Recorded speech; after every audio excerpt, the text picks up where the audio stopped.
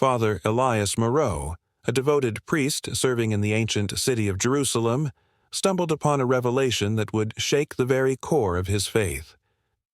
One quiet evening, as he walked the hallowed paths near the Mount of Olives, an otherworldly light split the heavens, revealing a UFO hovering in silence. But what he discovered beneath the light, a cryptic message encoded in Aramaic, was not just for him. It was a warning for all of humanity. Father Elias Moreau cherished his nightly walks through the ancient paths of Jerusalem, a routine he had followed for decades. Each step along the dusty roads was a moment of quiet reflection, a connection to the sacred history of the city he called home. As the priest of a small church near the Mount of Olives, his days were filled with sermons, confessions, and comforting troubled souls. But it was during these nightly strolls that he found solace, a space where his mind could drift and his faith feel renewed. On this particular evening, the air was unusually still. The usual sounds of life, the distant chatter of merchants, the hum of vehicles, were absent. The silence felt heavy, almost as if the city itself was holding its breath. Elias paused, gazing at the starry expanse above. He often marveled at the heavens, imagining the divine hand that placed each star. But tonight, the stars seemed brighter, almost alive. As he walked further along the Mount of Olives, Elias noticed something peculiar. A faint light appeared on the horizon, just above the ancient olive trees that had stood as silent witnesses to centuries of history. At first, he dismissed it as a trick of his tired eyes or a distant lantern. But the light grew stronger, more vivid, and undeniably unnatural. It pulsed rhythmically, casting a soft glow over the trees. Elias's steps faltered as he felt an inexplicable pull toward the light. His rational mind urged him to retreat to the safety of his church. But his heart, driven by a mix of curiosity and something deeper, something he could only describe as divine, compelled him forward. As he neared the source, he realized the light was hovering, suspended in the air without support. It was a perfect sphere, its surface shimmering with colors he had no name for, hues that seemed to shift with every glance. The priest's breath hitched as the sphere began to descend slowly, its glow illuminating the surrounding trees and casting shadows that seemed to writhe and twist. The ground beneath him vibrated gently, a hum resonating in his chest, as though the earth itself was responding to this unearthly presence. Then, without warning, a beam of light shot down from the sphere, striking the ground mere meters away from where Elias stood. For a moment he was paralyzed, unable to move or even think. The beam was blinding, yet it didn't hurt his eyes. Instead, it filled him with a strange warmth, a sensation of being seen, of being known. When the beam retracted, it left behind a mark on the ground, a series of symbols etched into the soil. Elias approached cautiously, his heart pounding. The symbols were unlike anything he had ever seen, yet they felt familiar, as if they were calling to a buried memory within him. Kneeling beside the symbols, Elias traced them with trembling fingers. He realized with a start that they were written in ancient Aramaic, the language of Christ himself. Though his studies had given him a basic understanding of the language, he struggled to piece together the meaning. The message was fragmented, but one phrase stood out clearly. When the shepherd sees the fire, the flock must flee. The weight of the words hit him like a physical blow. What fire? What flock? And why was this message delivered in such an extraordinary way? His mind raced with questions, but there were no answers, only the silent glow of the sphere above him. As he stood, his eyes locked on the hovering object, it began to ascend, its light dimming until it was no more than a faint star in the sky. Then, as suddenly as it had appeared, it was gone. Elias stood in stunned silence, his body trembling. He wanted to believe this was a vision from God, a divine revelation meant to guide him. But a part of him, the part that clung to logic, whispered this was something else entirely, something beyond his understanding. The walk back to his church felt endless. The familiar streets, usually comforting, now seemed alien, their shadows darker and their corners sharper. When he finally reached the church, he collapsed onto a pew, his mind replaying the encounter in vivid detail. He tried to pray, to seek guidance, but the words wouldn't come. Instead, he sat in silence, the weight of the encounter pressing down on him like a physical burden. The night stretched on, and though his body begged for rest, his mind refused to quiet. He thought of the symbols, the message, and the sphere. What did it all mean? And why had he been chosen to witness it? As dawn broke, casting golden light through the stained glass windows of the church, Elias made a decision. He could not keep this to himself. Whatever this was, divine, extraterrestrial, or something else entirely, it was too important to ignore. But even as he resolved to seek answers, unease settled over him. He had always believed in the certainty of faith, in the clear distinction between the sacred and the profane. Yet now, those lines were blurred, and he was left standing on the precipice of a truth that could shatter everything he thought he knew. Father Elias spent the day after the encounter in quiet contemplation, poring over every scrap of knowledge he had about divine visions and unexplained phenomena. The message, "When the shepherd sees the fire, the flock must flee," echoed relentlessly in his mind.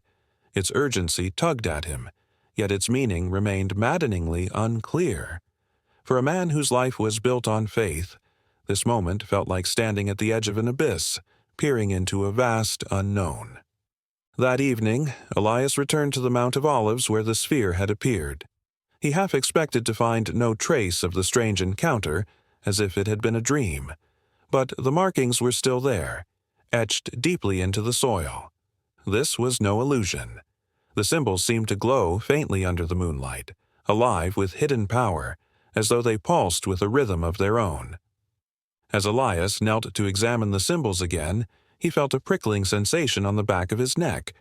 The air grew heavy, and a low hum filled the silence. Turning quickly, he saw a figure at the edge of the clearing. The man was cloaked in a robe that shimmered faintly, as if made of woven light. His glowing eyes pierced the darkness, and the figure's presence vibrated through the air like a struck chord. "Who are you?" Elias demanded, his voice trembling. "What do you want from me?" The figure stepped forward, the hum growing louder. "You have been chosen," the man said in a voice that resonated not just in the air, but deep within Elias's chest. "The shepherd must lead the flock, but you do not yet understand the fire you have seen." Elias's mind reeled. "Chosen for what? What fire? I don't understand any of this." The figure raised a hand and the hum ceased. "The Watchers have observed humanity since its dawn. We do not interfere unless the balance is threatened. The fire is a warning. The choices of your kind have brought this upon you." "Are you an angel?" Elias whispered, his knees weakening. The words felt strange, hanging in the charged air. "I am a messenger," the figure said. "The Watchers are not what you call angels. We exist to ensure the survival of what is greater than any single world." Before Elias could respond, the figure gestured toward the symbols. They shifted and rearranged themselves into a pattern Elias could understand. It was a map of the world, with certain locations glowing brighter than others. He recognized Jerusalem among them, but there were others: Rome, Mecca, Giza, and the Andes. "What does this mean?" Elias asked. "These are places where the fire has been seen before," the messenger replied. "Each time it served as a warning. Some heeded it and survived. Others ignored it and fell." Elias stared at the map. "And what am I supposed to do? I am just a priest. How can I lead anyone through this?" "Faith is the bridge," the messenger said, "but faith alone will not save you. You must act. The fire is coming, and it will consume all who stand unready." Before Elias could ask more, the messenger began to fade, dissolving into the night like mist. The hum subsided, and the air returned to silence. Elias was left alone, the symbols now faint and dim, as though their power had been drained. He stood there for what felt like hours, his heart pounding as the weight of the messenger's words settled over him. The walk back to the church was a blur. His mind was a storm of thoughts and fears, questions without answers. The messenger's words had shaken him. He wanted to believe that this was all some divine test, a trial of faith, but the reality felt far more dangerous. When he reached the church, he was drawn to his small library. Pulling out dusty tomes and forgotten manuscripts, he searched for any reference to the Watchers or the fire they warned of. His fingers trembled as he flipped through pages, finding fragments of stories, mentions of celestial beings, and cryptic warnings about the end of days. One manuscript caught his attention. It was an old text written in Latin, detailing an account from a medieval monk. The monk claimed to have witnessed a burning star that descended from the heavens, followed by strange beings who spoke of humanity's failings. The monk wrote that the star's fire consumed an entire city, leaving only ash and silence. Elias felt a chill. Could this be what the messenger meant? Was the fire a literal destruction, a punishment for humanity's sins? Or was it more metaphorical, a warning of collapse or decay? As dawn approached, he made a choice. He would not let fear dictate his actions. He would seek others who might understand, scholars, theologians, even scientists. Whatever this fire was, it was coming, and he would do everything in his power to prepare. But as he stood in the sanctuary of his church, he couldn't shake the feeling that he was being watched. The memory of the messenger's glowing gaze burned in his mind. The Watchers were out there, observing, waiting, and Elias knew that whatever lay ahead, it would change everything he thought he knew about faith, humanity, and existence. Father Elias's resolve hardened as the days passed, but so did his doubts. Alone in the sanctuary of his church, he questioned whether the vision and the messenger were divine, or a deception meant to lead him astray. Was this a test of his faith, or something beyond theology? He combed through every scripture and ancient text he could find, but the answers eluded him. Instead, his unease grew with every passing hour. The symbols from the encounter haunted him. He could see them even with his eyes closed, their intricate patterns burned into his memory. The message, "The fire is coming," echoed in every quiet moment, as if the universe itself was urging him to act. But where to begin? Who would believe him? A simple priest with no proof beyond cryptic symbols and a vision that defied explanation. Driven by desperation, Elias turned to Father Adrien Laurent, an old friend and fellow theologian. Adrien had long been a scholar of ancient texts and prophecies, a man who balanced his faith with a deep respect for history and science. If anyone could help him make sense of the encounter, it would be Adrien. Elias sent a letter, vague but urgent, pleading for Adrien to visit Jerusalem. 3 days later, Adrien arrived, his sharp blue eyes scanning Elias's weathered face with concern. "Your letter was troubling," Adrien said as they sat in the church's study. "You spoke of symbols and a warning. What has happened?"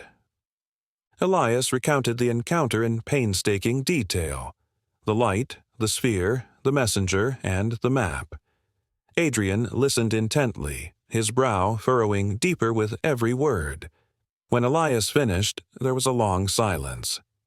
Adrien leaned back, fingers steepled beneath his chin.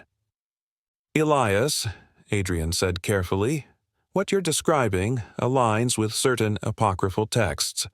The Watchers, as you call them, are not new.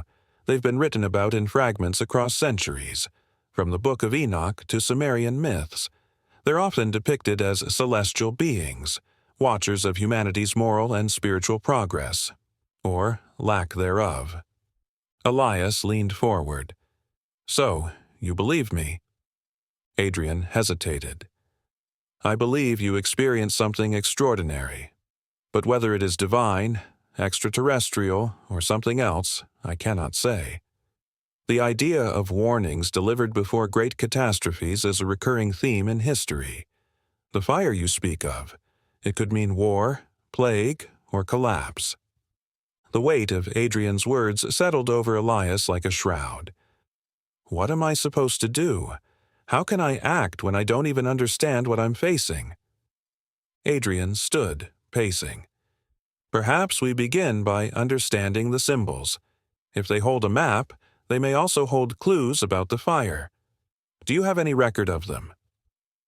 Elias produced a parchment where he had sketched the symbols from memory. Adrian examined them, his expression shifting to unease. This, he trailed off. This is not just Aramaic. There are elements here resembling ancient Sumerian script. And these patterns, they're mathematical. This isn't just a language, it's a code.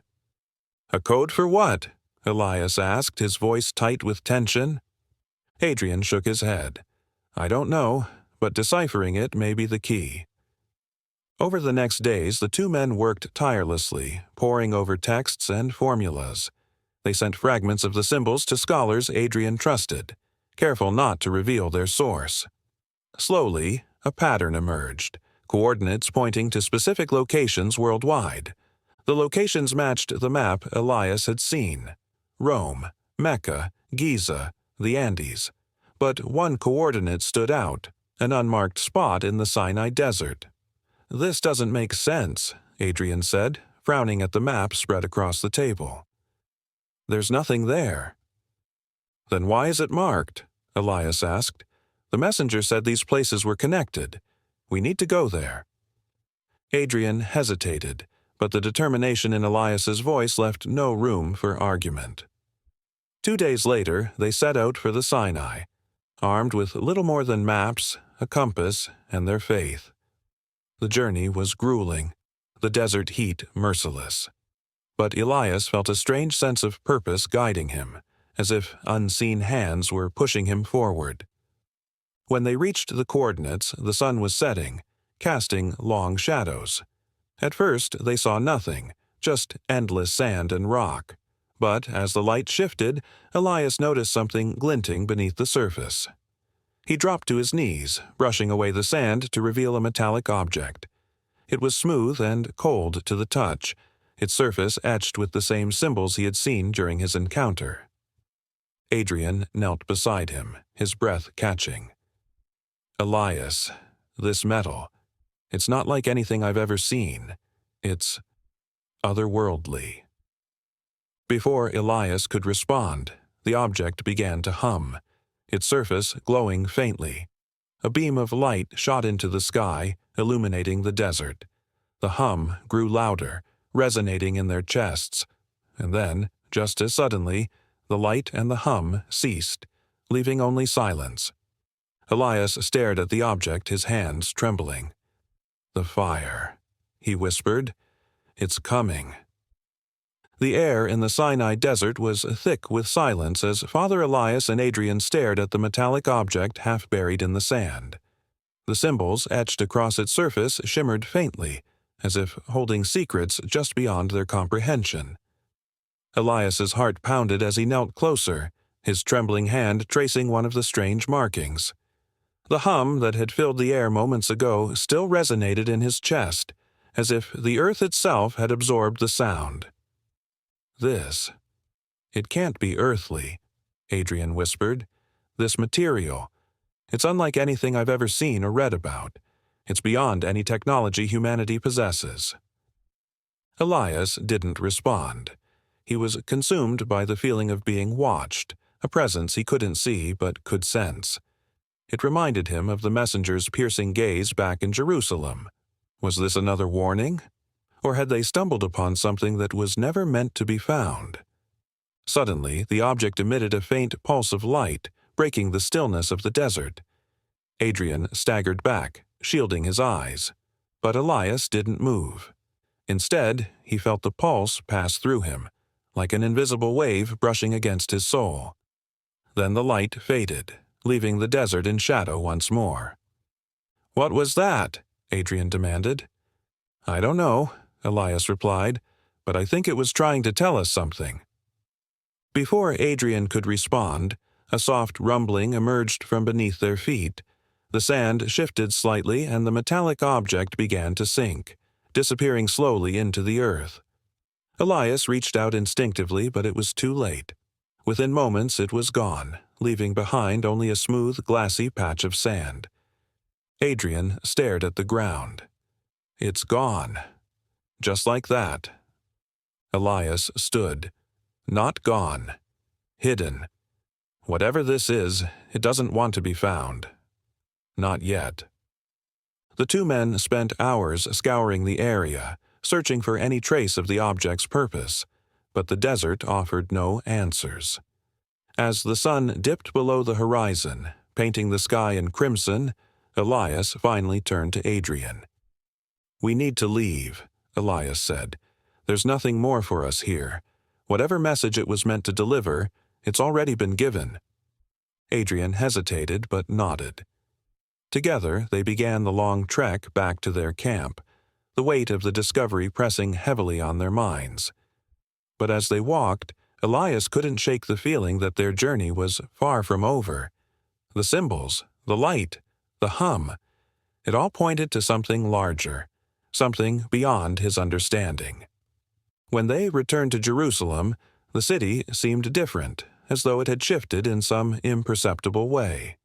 The streets were quieter, the air heavier. Elias felt an unease he couldn't explain, a sense that the fire the messenger had spoken of was drawing closer. He threw himself into his work, seeking solace in prayer and scripture. But even as he preached hope to his congregation, a deep fear gnawed at the edges of his soul. Adrian, meanwhile, devoted himself entirely to deciphering the symbols. He corresponded with scholars and cryptographers across the globe, sharing fragments of the code in hopes someone might unlock its secrets. Days turned into weeks, and progress was painstakingly slow. But one evening, Adrian burst into the church library, his face alight with excitement and dread. "I found something," Adrian said, spreading the papers across the table. "Look at this." Elias leaned over the documents, his eyes scanning the intricate diagrams Adrian had scribbled. At first it seemed like gibberish, but then he saw it. A pattern, subtle yet unmistakable. "These symbols," Adrian said, pointing to a series of lines, "aren't just coordinates. They're instructions, or rather, a sequence, a process." "A process for what?" Elias asked. Adrian hesitated. "I don't know, but it's deliberate. This sequence, it's almost like an activation, a mechanism waiting to be triggered." The revelation left Elias shaken. The symbols weren't just a warning. They were a key. But a key to what? And who, or what, had left it? The following days were a blur.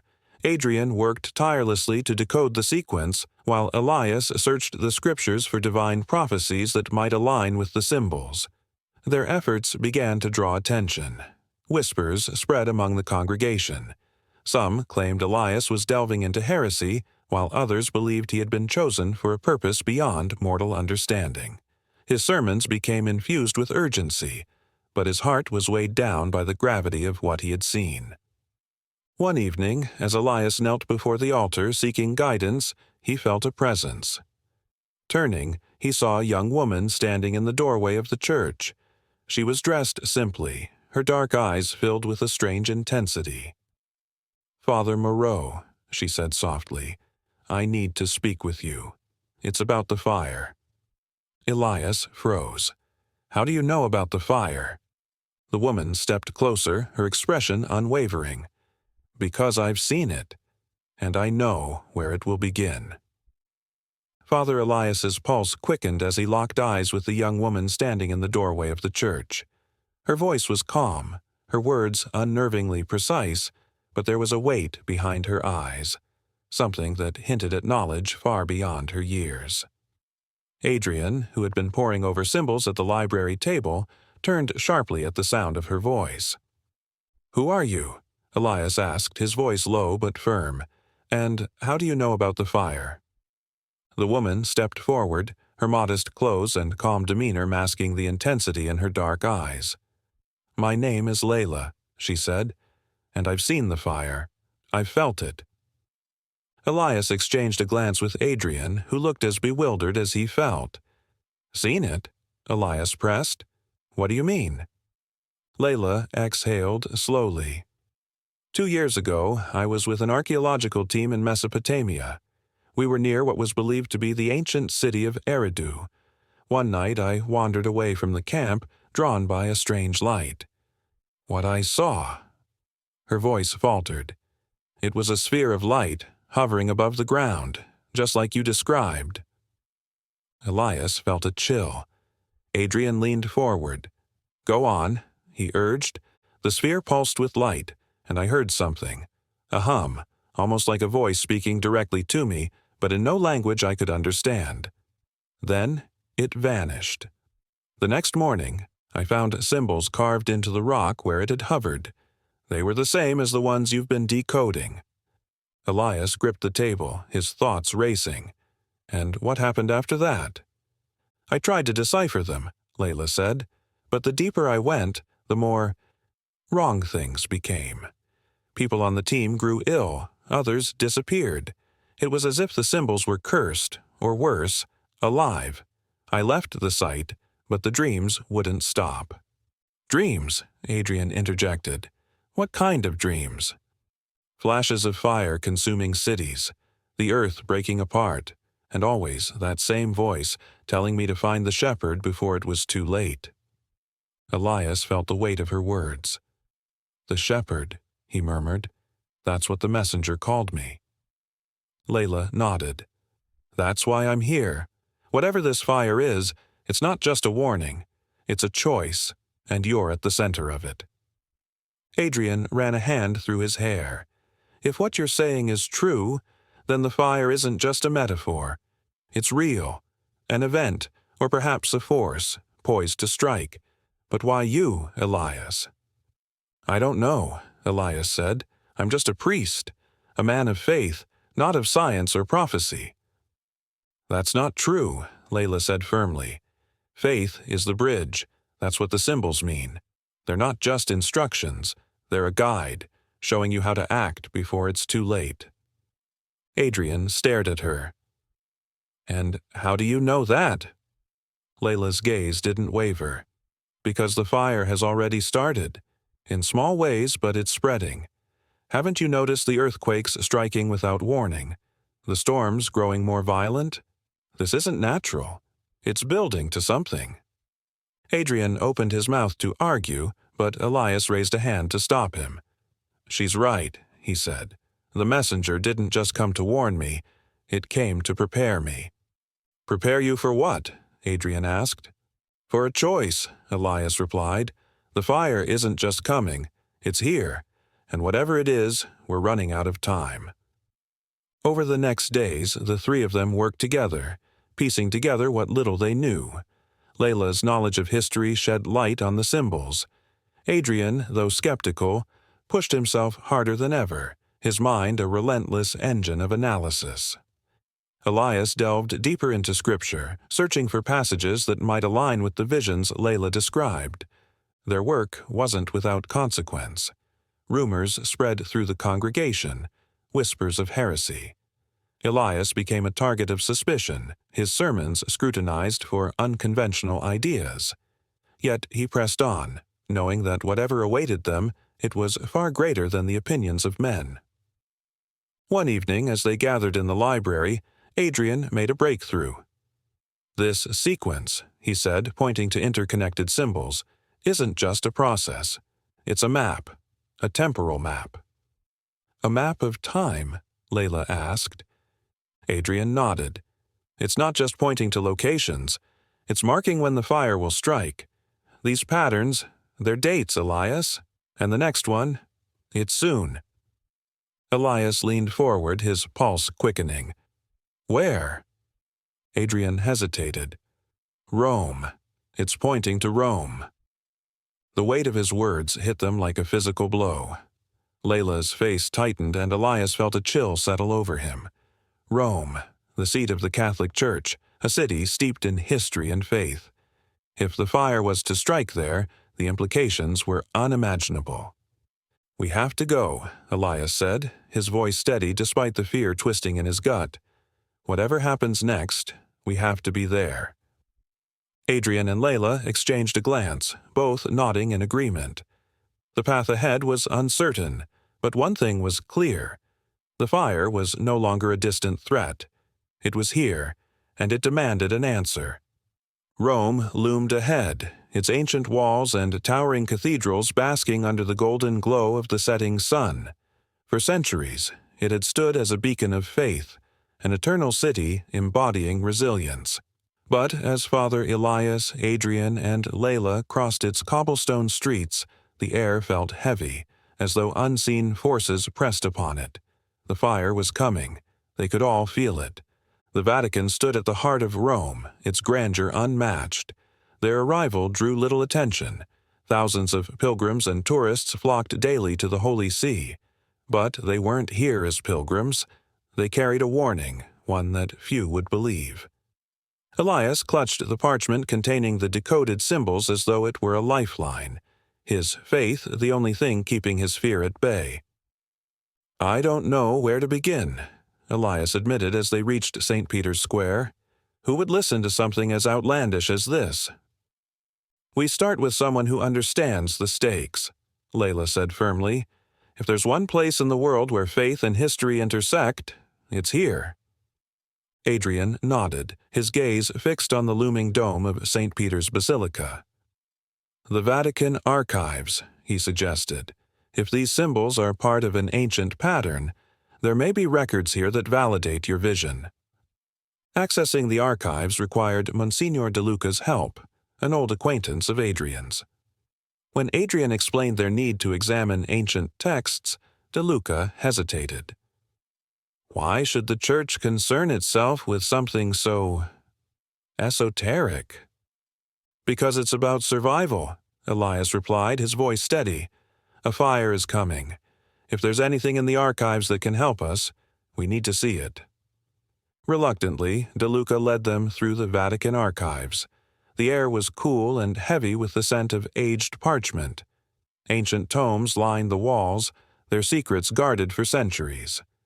Elias and Adrian searched texts on apocalyptic prophecies, while Layla scanned frescoes depicting celestial phenomena. Hours passed before Layla uncovered a document that made them pause. The parchment was brittle, its symbols unmistakable.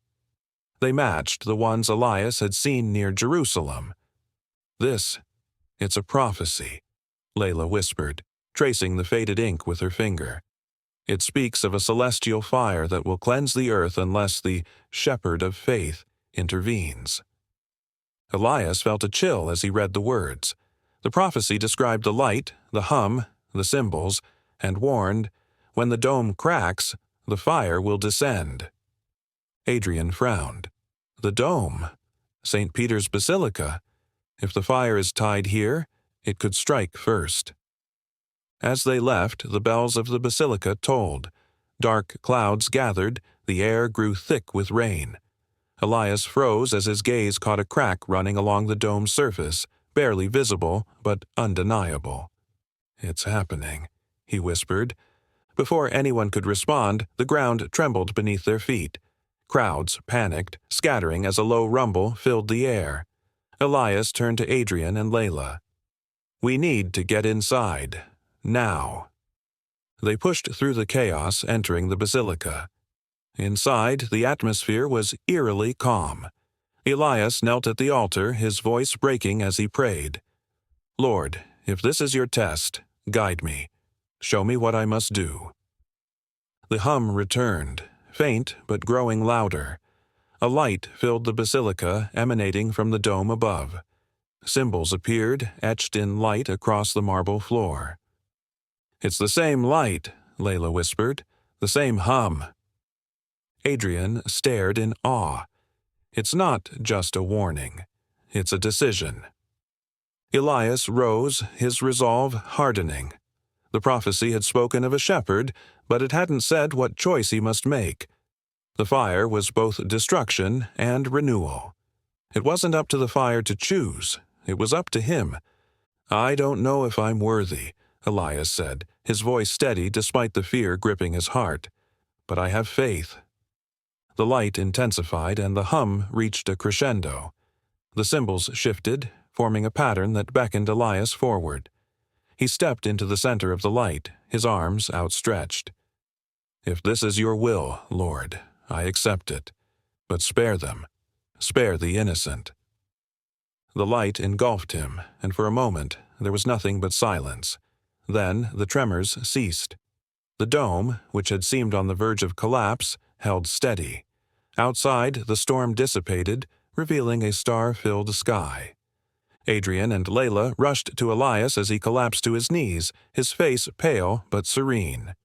"It's done," he said, his voice barely audible.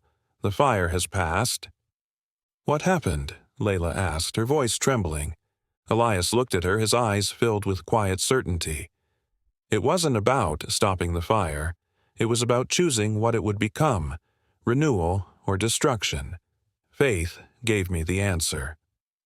As the city regained its calm, the three stepped into the square. The crowd had returned oblivious to what had transpired. The fire had come and passed, but its lessons remained. Elias knew his journey was far from over.